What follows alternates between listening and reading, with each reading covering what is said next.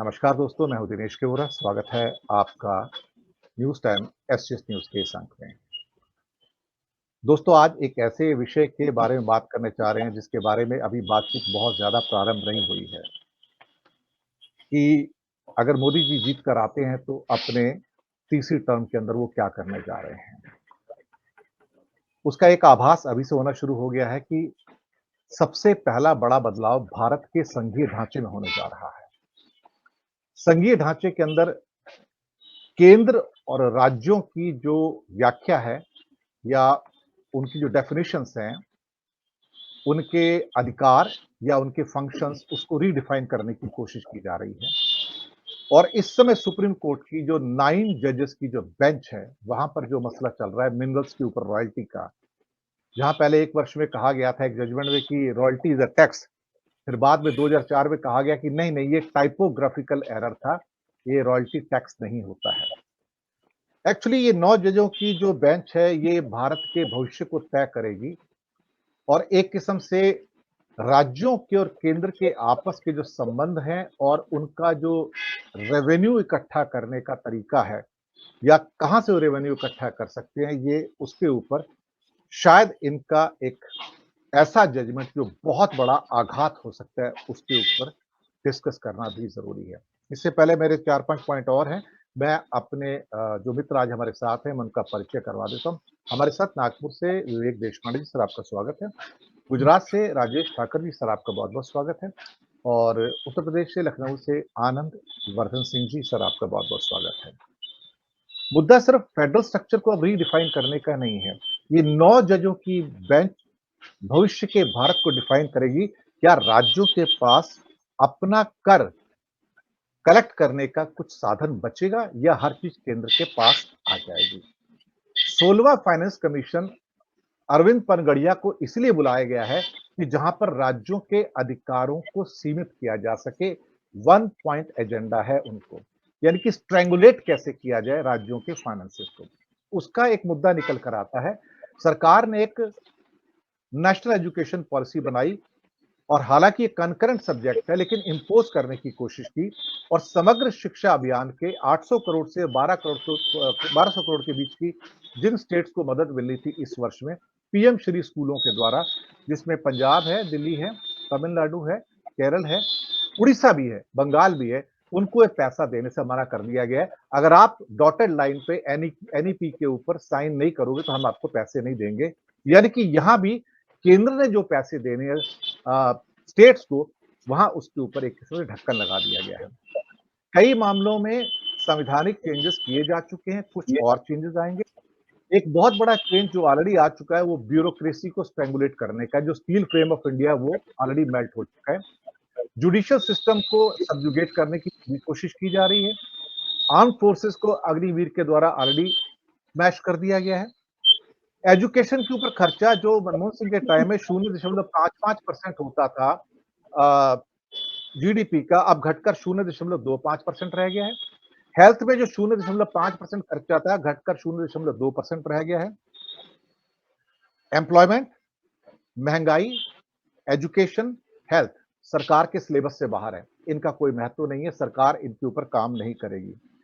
Developed India का मतलब क्या है कि यहां पे कुछ चीजों के बारे में चर्चा नहीं होगी।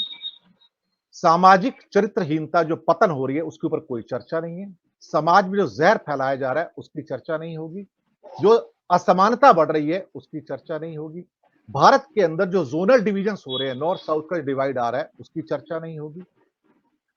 फेक आत्मनिर्भर भारत की बात होगी, यानी कि हम हर चीज को अंडरमाइन करेंगे। जो एजुकेशन इंस्टीट्यूट है, आईआईटी, आईएम्स या यूनिवर्सिटीज हैं या इवन स्कूल्स हैं, उसका भगवाकरण वो ऑलरेडी स्टार्ट हो चुका है। नागरिक को नागरिक की तरह नहीं, प्रजा की तरह ट्रीट किया जाएगा। दूसरी बात, सुबह से लेकर शाम तक अपोजिशन को कंडेम करो, अपने पाप मत गिनाओ, ये उनका एक मेजर एजेंडा आने वाले समय में रहेगा। अब चूंकि आपके पास विरासत नहीं है, तो जो उनकी विरासत है उसको नष्ट करो। सुबह से लेकर शाम तक कहो कि अकबर जो आक्रांता था, रेपिस्ट था, अपने हरम के अंदर महिलाओं को रखता था, जैसे हिंदू राजा ये करते नहीं थे। ये सारी चीजें हैं। Don't talk about Manipur, divide India but don't talk. और खास तौर से जिस नाम को ये खास तौर से बार बार लेते हैं, कोऑपरेटिव फेडरलिज्म, यानी कि ये जो कहेंगे समझ लीजिए ये उसको धक्का पहुँचाने जा रहे हैं। बहुत सारी चीज़ें हैं, जिसके ऊपर ये विकसित भारत का विज़न 2047 लेके आ रहे हैं, वो है स्टार्टअप। वो स्टार्टअप जो बायजू और पेटीएम के रूप में आपके ऑलरेडी सामने है कि किस ढंग से वो कोलैप्स हो चुका है। रिसर्च के नाम पे मैंने ऑलरेडी एक एपिसोड किया है 30 मिनट का, बहुत बड़ा, कि कैसे government stimulates the research in India. Agriculture drone के इस्तेमाल की बात करती है, लेकिन ये नहीं कहते कि ड्रोन किसानों के ऊपर इस्तेमाल किए जाएंगे, ना कि खेती के लिए। इंफ्रास्ट्रक्चर के ऊपर जोर होगा, वेलफेयर के ऊपर जोर होगा, लेकिन कहीं ना कहीं जो माइनस पॉइंट्स हैं वो ये हैं कि आरएसएस की ओर से कि मोदी बूढ़े हो रहे हैं, उनके बाहर निकलने की बारी आ रही है, हाथ पैर भी कांप रहे हैं, तो क्या उनके बराबर का कोई रिप्लेसमेंट है? वो सबसे बड़ा इनकी चिंता है। लेकिन हाँ, 3.0 में बहुत बड़े कुछ डिसीजंस होंगे, जहां पर आपकी सोच का भी चीरहरण हो जाएगा और कुछ ऐसे स्ट्रक्चरल चेंजेस होंगे लॉ के अंदर, जिसके अंदर आप एक अंदाज आलोक कुमार का एक टिप्पणी आता है, वीएचपी के जो चीफ हैं, कि हमें कोई एजिटेशन की जरूरत नहीं है, ऐसे ही बोलते हैं। हमें काशी मथुरा के लिए कोई एजिटेशन नहीं करना है, हम कानून के सहारे उसकी लड़ाई लड़ेंगे, क्योंकि इनको मालूम है अब जजेस इनके हैं, उनको मालूम है कि न्यायपालिका के अंदर जो डिसीजंस आएंगे वो वही आएंगे जो ये चाहते हैं। तो ये हर चीज को एक किस्म से कहा जाए स्ट्रैंगुलेट करना चाहते हैं कानून के सहारे से। मुद्दा है, सबसे पहले मैं राजेश जी आपको आमंत्रित करूंगा, फिर मैं आनंद जी को आमंत्रित करूंगा। राजेश जी पहले आपकी टिप्पणी में सुनूंगा मैं। जी, आपने बहुत सारी बातें बताई, बहुत सारा जो है संदेह व्यक्त किया कि किस प्रकार से जो उनका तीसरा कार्यकाल है उसमें नरेंद्र मोदी बिहेव करेंगे। लेकिन मैं गुजरात के परिप्रेक्ष्य में कहूं तो यहाँ जब मोदी युग का उदय हुआ तब से ये सारे एजेंडा जो है वो लागू किए गए और अब धीरे धीरे हमें लग रहा है कि ये एजेंडा जो है वो अपने चरम पर है। जैसे कि आपने कहा एजुकेशन सिस्टम के बारे में, तो पिछले 29 साल की भारतीय जनता पार्टी की सरकार में अभी जो विधानसभा के अंदर सवाल का जवाब दिया गया उसमें बताया गया कि एक भी गवर्नमेंट मेडिकल कॉलेज या गवर्नमेंट इंजीनियरिंग कॉलेज गुजरात में नहीं खुली। उसका मतलब ये हुआ कि जो सरकारी कॉलेजेस है वो जितनी आज से 30 साल पहले थी उतनी ही है। तो स्वाभाविक है सरकार का एजुकेशन सिस्टम पर जो खर्च होना है वो कम हो जाएगा और जो प्राइवेट ऑपरेटर्स है उनको जो है धड़ल्ले से छूट दी गई है। जो बताया जा रहा है कि अभी 5,000 या 6,000 सीट मेडिकल की हम करने जा रहे हैं, इसमें सिर्फ 765 सीट्स है जो गवर्नमेंट कॉलेज की है। दूसरा, यहाँ का जो सिलेबस है वो प्राइमरी से लेकर 8वीं दौरान तक का, उसके अंदर भगवाकरण की शुरुआत हो चुकी है। यहाँ का जो पाठ्य पुस्तक मंडल है जो सिलेबस को तय करता है उसका पूरा बोर्ड देखोगे तो उसमें सारे लोग जो है वो आरएसएस के बैकग्राउंड के हैं। इतिहास संकलन समिति है राष्ट्रीय स्वयंसेवक संघ की, वो इतिहास में जो जो लोग हैं जो उनको नापसंद है वो सारे लोगों को जो है हाशिए में डालकर उनका जो ये सावरकरी इतिहास है उसको इम्पोज करने की कोशिश कर रहे हैं। हर 15 अगस्त 26 जनवरी जैसे प्रसंग पर हर स्कूलों में जो वीडियो कॉन्फ्रेंस के द्वारा एक सरकार के आदेश पर कार्यक्रम होता है, उसमें भी एक ऐसे चरित्रों को जो है वो लोग विद्यार्थियों के सामने पेश किया जाता है। उसमें दीनदयाल उपाध्याय हो, श्यामा प्रसाद मुखर्जी हो, गोलवलकर जी हो, ऐसी ही जो शख्सियत है जिसकी आजादी के अंदर कोई योगदान नहीं रहा, उसी को विद्यार्थियों के सामने परोसा जा रहा है। तो एजुकेशन का जो है प्राइवेटाइजेशन, एजुकेशन जो है उसका भगवाकरण ये शुरू हुआ। गुजरात के अंदर सबसे बड़ा जो कोई फैक्टर था तो वो कोऑपरेटिव सेक्टर था।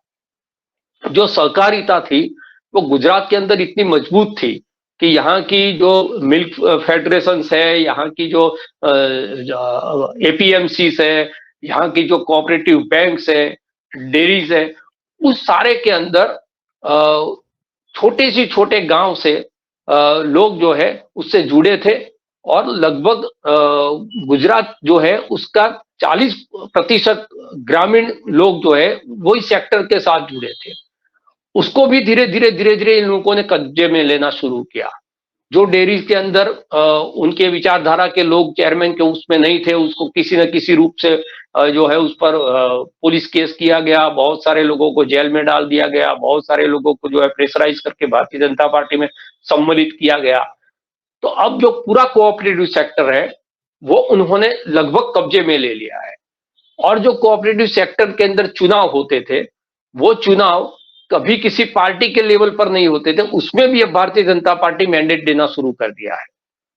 कोऑपरेटिव सहकारी क्षेत्र के अंदर भारतीय जनता पार्टी कमल के सिंबल के साथ जो है अपने प्रत्याशियों को वहां पर उतारती है, और उसका परिणाम ये आया है कि पूरा जो सहकारी क्षेत्र है वो अब उनकी चुनावी राजनीति का एक माध्यम हो गया है। वहीं से वो जो लोग हैं, जो बड़ी डेयरी वाले लोग हैं, वो छोटे गांव या क्रेडिट सोसाइटी चलाने वाले जो लोग हैं, उसको ये प्रेशराइज करते हैं कि अगर आप हमारे साथ नहीं दोगे राजनीतिक तौर पर, तो फिर हम आपके गांव से जो है दूध लेना बंद कर देंगे, या जो आपको जो ऋण देना है एपीएमसी से वो हम उसमें बाधा डाल देंगे। तो एक प्रकार से वो सहकारी क्षेत्र जो था उसका भी जो गैर राजनीतिक था, कभी कभी जो है उसमें कांग्रेस का बहुत बड़ा रोल रहा था, अभी भारतीय जनता पार्टी का है। दूसरा, उसमें जो एम्प्लॉयमेंट होता है, जो लोगों को रोजगार दिया जाता है, वो सारे लोग भारतीय जनता पार्टी के उसमें बिल्कुल धड़ल्ले के साथ सीआर पाटिल यहाँ के जो प्रदेश अध्यक्ष है उन्होंने कहा कि जो भारतीय जनता पार्टी का वर्कर है उसी को आपको नौकरी देना चाहिए। तो मतलब ये हुआ कि इस सेक्टर को धीरे धीरे खत्म कर देने की एक कोशिश है। दूसरी एक बात चल रही थी कि जो एनआरआईज है, जो लोग विदेश में मोदी मोदी करते हैं, तो वो देश के चुनाव के अंदर हिस्सा क्यों नहीं ले पाए। तो इन लोगों के अंदर एक हिडन एजेंडा ये भी है कि अगर 2024 के अंदर फिर से मेजोरिटी से ये लोग आ गए तो कुछ ऐसे संशोधन किए जाए जिससे वो एनआरआईज हो उसको वोटिंग राइट मिले, और उससे पता है कि भारतीय जनता पार्टी को किस प्रकार से फायदा होने वाला है। संघ की विचारधारा पर बहुत सारी चीजें जो हमारे संविधान के रहते हुए ये लोग नहीं कर सकते, तो संविधान के संशोधन के अंदर भी, इसीलिए ये राज्यसभा के इलेक्शन में आप जो देख रहे हैं, जो हो रहा है उत्तर प्रदेश में जो हुआ, जो हिमाचल में हुआ, वो दोनों सदन के अंदर इतनी मेजोरिटी चाहते हैं कि सिर्फ भारतीय जनता पार्टी जो है वो जो भी चाहे वो सदन के माध्यम से, आपने कहा ना कि अब इसको आंदोलन करने की जरूरत नहीं है, अब जो है वो सिस्टम के द्वारा ही सारी चीजें की जाएगी। तो आप जब सवाल उठाओगे तो कहेंगे देखो सुप्रीम कोर्ट ने कहा है, हमने तो कुछ किया ही नहीं है, ये तो सदन के अंदर बहुमत से जो है ये काम हुआ है, उसके अंदर जो है हमने लोकतांत्रिक जो पद्धति है उसको ही फॉलो किया है। तो इन लोगों का ये 400 पार का जो बात है, वो 400 पार की बात इसीलिए है कि दोनों सदन के अंदर इतनी मेजोरिटी इनके पास रहे कि कोई भी व्यवधान जो है संघ की विचारधारा को इम्पोज करने में इनके सामने नहीं आए, और उसी स्थिति में वो लोग चल रहे हैं। आज पूरे देश की जो एजुकेशन सिस्टम है, जो बिल्कुल प्रतिष्ठित संस्थान थे, उसको किस तरह से ये लोगों ने बदनाम करना शुरू कर दिया है। वहां पर जो है जो लोग थे वहां कार्यरत थे, जो प्रोफेसर थे, अध्यापक थे, जो वाइस चांसलर थे, वाइस चांसलरों की जो निमणूक है उसको भी आप देखो तो उनका क्वालिफिकेशन नहीं देखा जा रहा है, उनका जो है वो बैकग्राउंड देखा जा रहा है, और उसी के आधार पर जो है उनको कुलपति या कुलनायक वहां पर बना दिया गया है। तो एजुकेशन सिस्टम हो, हमारी सहकारिता का जो पक्ष है वो हो, उसके साथ साथ जो संस्था है, उन संस्थाओं का जो आज हमको लगता है कि गैर इस्तेमाल हो रहा है, हो सकता है कि वो संस्थाएं जो हों इस तरह से काबू में कर दिया जाए। और जो फेडरल स्ट्रक्चर को तोड़ने की बात है वो इसीलिए है कि मोदी जी चाहते हैं कि कोई भी राज्य हो, उसमें उनकी सरकार हो या ना हो, वहां का जो मुख्यमंत्री है वो हाथ फैलाए, केंद्र के सामने मजबूर होकर खड़ा रहे, और वो ये बताए कि आपके राज्य में सरकार किसी भी की हो, जो विकास के पैसा देना है वो मैं ही दे सकता हूं। तो पूरी सिस्टम के ऊपर काबिज होने का जो उनका एक व्यक्तित्व के अंदर स्वभाव है, उसी स्वभाव के चलते, और दूसरा जो वो बोल देते हैं कि हम बहुत कुछ बड़ा करने वाले हैं, तो ये उनका एक स्टाइल ये है कि कुछ बड़ा करने वाले हैं तो बहुत सारी जो चीजें हैं उसमें चर्चा शुरू हो जाती है, और उसमें जो राष्ट्रीय स्वयंसेवक संघ और उनके जो लोग हैं वो कुछ ऐसी बातें भी बता देंगे जो होने वाली नहीं होती। लेकिन लोगों की भावनाओं को जो है वो उससे भड़काया जा सकता है, या ये बताया जा सकता है कि नहीं नहीं अब बार तो मोदी को ला दो तो ये हो जाएगा, वरना नहीं हो पाएगा। तो कुछ चीजें जो है वो पॉलिटिकल ऐसे कर देते हैं कि हम ये करने वाले हैं, और उसके बाद में जो है चर्चाएं शुरू होती है, उस चर्चा का एक्शन और रिएक्शन देखते हैं, और फिर वो सोचते हैं कि ये किया जाए या नहीं किया जाए तो कब किया जाए और किस तरह से किया जाए। तो ये सारी जो एक्सरसाइज है, मैं समझता हूं कि अब तक जो हिडन एजेंडा जो भारतीय जनता पार्टी का था, जो समय समय पर हमें देखने को मिलता था, वो अब जो है बिल्कुल खुले तौर पर वो करने की कोशिश करेंगे, अगर उनकी जो इच्छा है उस इच्छा का मैंडेट उनको मिल जाए। तो आज 303 के मैंडेट पर भी जो उनकी संस्था है उसका जिस प्रकार से इस्तेमाल हो रहा है, राज्यपालों का जिस प्रकार से इस्तेमाल हो रहा है, कैसे कास्ट को पहले रख के राष्ट्रपति का चयन किया जाता है, तो उससे बिल्कुल स्पष्ट है उनकी आरक्षण पर जो है विचारधारा राष्ट्रीय स्वयंसेवक संघ की, वो भी स्पष्ट है कि उनकी क्या उसकी विचारधारा है। और इसीलिए जो सरकारी जो सारी चीजें हैं उसको प्राइवेट हाथों में इसीलिए दे रहे हैं कि धीरे धीरे आरक्षण जो है वो इस स्थिति में आ जाए कि इसका कोई महत्व ही नहीं रह जाए। तो ये सारे जो भी उनकी किताबी या संघ की शाखाओं में की जाने वाली बौद्धिक बातें थी, उन सारी बातों को लागू करने के लिए 2024 का मैंडेट जो है इनके लिए जरूरी है। और इसीलिए बोल रहे हैं कि हम कुछ बड़ा करने जा रहे हैं, हम कुछ ऐसा करने जा रहे हैं कि जो है आपको चौंका देगा। तो हमेशा उन्होंने चौंकाया ही है। नोटबंदी जो है वो भी चौंकाने के लिए थी, देश के अर्थतंत्र को अच्छा करने के लिए तो वो थी नहीं। तो बहुत सारी ऐसी चीजें हैं जो पॉलिटिकल कह देते हैं, लेकिन कहने के बाद उनका जो एजेंडा है वो एक ऐसे रूप में हमारे सामने आता है कि जब हमको पता चलता है कि लोग की मंशा क्या थी। तो आपका जो विषय है वो विषय बिल्कुल सही है, और 2024 इसीलिए लोग कह रहे हैं कि ये विपक्ष के अस्तित्व की लड़ाई नहीं है, इस देश तंत्र के लोकतंत्र के अस्तित्व की लड़ाई है, इस देश के जो संविधान है उसके भी अस्तित्व की लड़ाई है। तो बिल्कुल इनकी जो मंशा है वो मंशा 2024 के मैंडेट पर आधारित है, किस प्रकार का मैंडेट उनको मिलता है। उसके बाद फिर जो 2047 में लोग भारत में आने के लिए वीजा के लिए लाइन लगाएंगे, ये बात इसीलिए बोल रहे हैं, उनको भी पता है 2047 में मैं नहीं रहूंगा, लेकिन एक एजेंडा वो सेट कर रहे हैं कि हमारी सरकार जो है वो जाते जाते आजादी के बाद मिले हुए सारे मूल्यों, सारे सिद्धांत, सारी जो नीतिमत्ता, जो वैचारिक बिन सांप्रदायिकता का विचार था, उस सारे को नाबूद करके एक ऐसी व्यवस्था को इम्पोज करते हम जाएंगे जिसके परिणाम आपको 2047 में भी देखने को मिलेंगे।